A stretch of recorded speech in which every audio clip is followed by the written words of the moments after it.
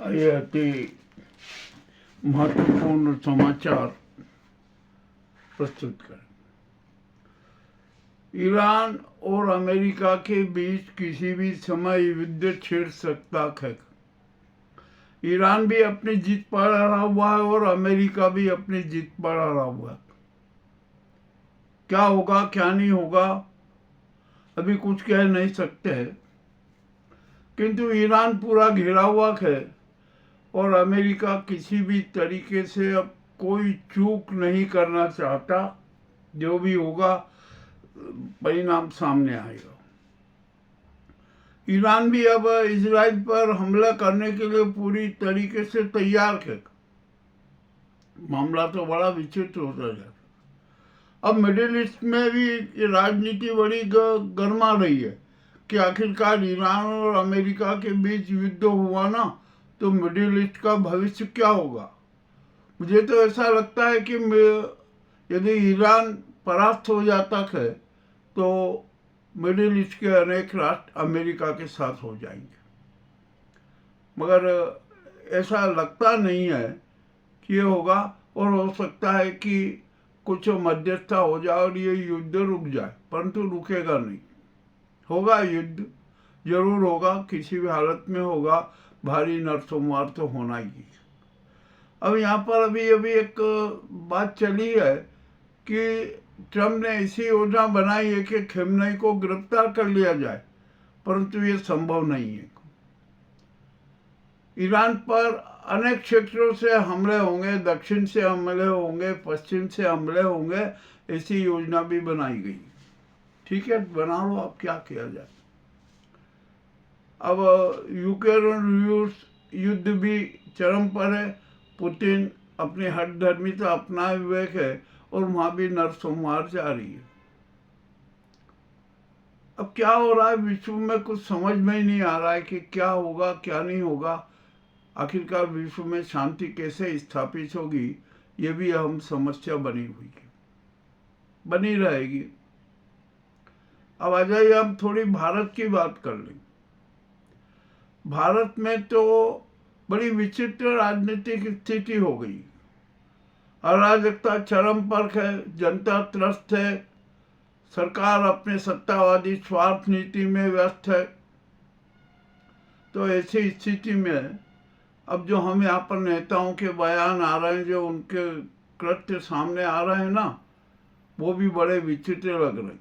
और हमें तो अब स्पष्ट नजर आ रहा है कि मोदी, अमित शाह, आदित्यनाथ, राहुल, मोहन भागवत, डॉक्टर मोहन भागवत जी, इन सबके इतिहास भूगोल ही समाप्त होने जा रहे हैं। शायद इतनी बेइज्जती कभी किसी की नहीं हुई होगी जितनी इनकी हो रही है। अंबानी अडानी की भी हालत बहुत खस्ता कर। अडानी तो बच भी नहीं सकते। हमारे यहाँ का शेयर बाजार भी धड़ाम होता जा रहा है, रुपया बेचता जा रहा है। अब यहाँ पर ट्रम्प ने एक और नई पॉलिसी खेली भारत के बारे में कि अब भारत पर 3% का टैक्स लगेगा। क्या कुछ समझ में नहीं आ रहा है कि क्या हो रहा है। और अब तो अमेरिका में ट्रम्प के खिलाफ 9 जज ही बगावत पे उतर आएंगे, किंतु ट्रम्प ने है ना अपने पुराने कानून का सहारा लेके नाटक किया कि खेल बदलने का भी प्रयास किया। देखते हो कितने सफल होते हैं, क्या होते। चलिए ये भी बात छोड़ देते हैं।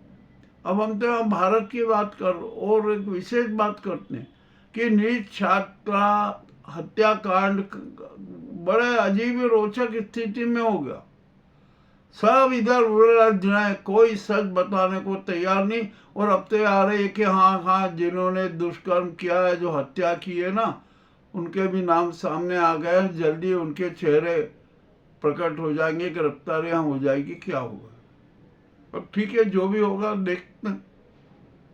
मगर मामला तो बड़ा रोचक है कि हमारे देश में एक हत्या का मामला नहीं सुलझ पा रहा है। हमारी एजेंसियां उस बात को खुलासा नहीं कर पा रही है, न पुलिस कर पा रही है, न SIT कर पा रही है। अब सीबीआई ने जरूर लिया तो सीबीआई की तरफ से भी बयान आया है कि जल्दी इस मामले का पटाक्षेप हो जाएगा। देखते क्या होता है। और हमारे देश में अब तो हत्याओं की राजनीति हो रही है कि किसी भी तरीके से जो नेता सरकार के खिलाफ बोले उसकी हत्या करवा दो, चाहे प्लेन एक्सीडेंट से करवा दो, किसी को भेज के गोली किसी हत्या करवा दो, कुछ भी नाटक कर दो। ये स्थिति बड़ी खराब हो गई है हमारे देश के लिए। राजनीति ही गंदी हो गई है। अब तो क्या होगा क्या नहीं होगा, कौन सा नेता कब निपट जाए कुछ कह नहीं सकते। चलो भैया जो भी होगा अब क्या किया जाए, करना पड़ेगा। उधर पप्पू यादव ने स्पष्ट घोषणा कर दी है कि मेरे हत्या की सुपारी 7 करोड़ में दी गई। ये भी मामला बड़ा रोचक है, देखना पड़ेगा। अब बजट सत्र में क्या होना है, जो दूसरा सत्र चलेगा ना 9 मार्च से, उसमें क्या क्या नाटक होंगे अभी कुछ कह नहीं सकते। मगर यहाँ पर तो आज मोदी जी ने तो मेरठ में हद ही कर दी, इतनी हद कर दी कि जिसकी कोई सीमा नहीं। अरे प्रधानमंत्री को वाणी संयम रखना जरूरी होता है, परंतु यहाँ पर तो मोदी जी ने वाणी संयम ही खो दिया। आखिर का क्यों इतना विचलित है? क्या टेलीकाउंटर पे कुछ लिखा नहीं था क्या? मामला तो बड़ा विचित्र हो गया। अब वे भी आलोचना के पात्र बन गए और AI समिट की बड़ी प्रशंसा करते रहे और वहाँ कांग्रेस को आलोचना की। मामला बड़ा विचित्र हो गया। अरे भैया मोदी जी आप समझ क्यों नहीं लो? AI में गलगोटिया विश्वविद्यालय ने तो भारत की नाक ही कटवा दी। कितनी बेशर्मी हुई। और आपने जब जो विदेशों के CEO थे ना, उनके साथ जो नाटक किया उसमें भी तो बड़ा विचित्र हुआ। जहाँ पर भारत की अस्मिता पर चोट लगी है, भारत की बदनामी हुई है, और वहाँ पर यदि कोई प्रदर्शन करते हैं ना तो कोई बुरी बात थोड़ी है। और आप उन्होंने कपड़े उतार दिए, आपने नंगे कह दिया कि नंगे नंगे नंगे, कांग्रेस को नंगी तक कह दिया। अरे आप प्रधानमंत्री हो, हम जानते हैं कि आप पूर्वाग्रही हो, आप जुमलेबाज हो, इवेंटबाज हो, बहुरूपये हो, आप झूठों के रोबोट हो, आप सब कुछ कर सकते हो। तो आप ये जो पूर्वाग्रही नाटक कर रहे हो ना, अब ये नाटक भी फ्लॉप हो गए, जनता सब समझ गई।